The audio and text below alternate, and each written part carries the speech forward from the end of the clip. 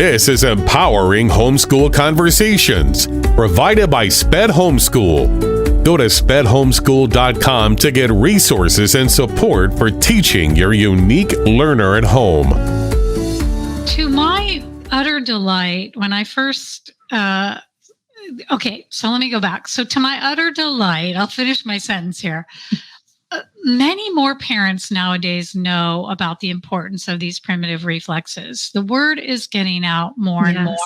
When I first started, there was so little awareness about this. There's much more now. However, I do not recommend starting a child on the primitive reflexes because we are designed in the beautiful way that we are to do rhythmic movements first. Okay. And that's where I start because they're incredibly calming.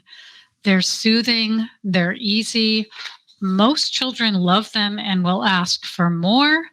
And it gets the brain maturity and the sensory maturity going. And it also helps to integrate the very two most primitive reflexes, which are fear paralysis and Moro.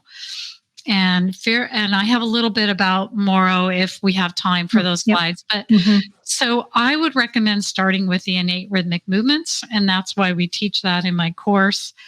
And so that's how I would do it. And then it's very dependent on your child, and we also teach that. I mean, it's ideally should be a very customized, very individually based approach. And you get that by watching how your child responds.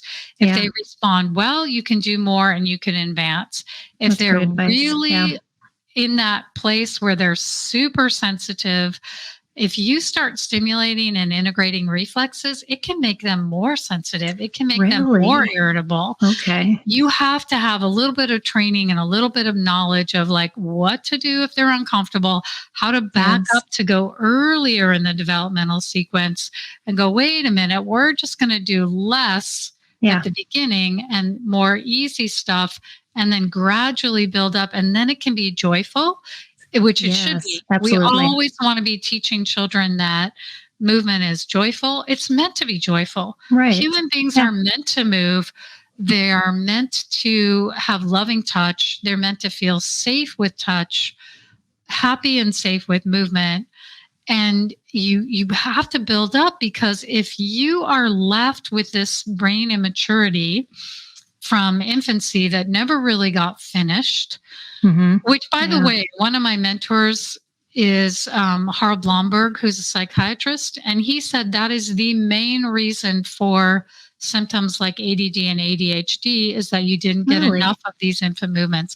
Yeah, he was absolutely convinced. He said, you do not need drugs for this condition. And he gave children movement as their medicine, and they healed beautifully and came out of their diagnoses.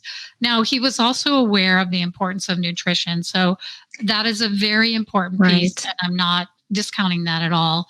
And there are other things like maybe osteopathic work or chiropractic, and there are other ways to do that, and those are all valid.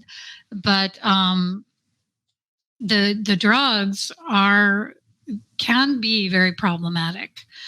Because of their side effects. So, and they won't give you brain maturity. Movement. So it's not solving the problem. You're just kind of covering it up and So that's a little bit why, and to get into really the nitty gritty and the nuts and bolts of how do you do it, in what order, there's no protocol that works for everyone, which is why I teach in my courses, like, let's get this going in the way that works for your child. And you have to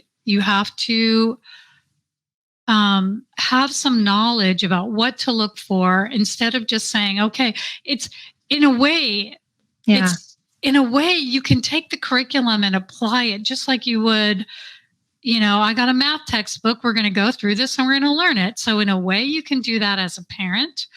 But when you actually give it to your child, you have to customize it according to what their nervous system can handle, and then build Right. from there. It's just like you wouldn't teach calculus before, fractions. Yeah, you got to get that mastery down, and so then you have those underlying things. Just as an educational, the same with this. That's really good advice. Yeah, Awesome. and because otherwise you can very much overwhelm a child.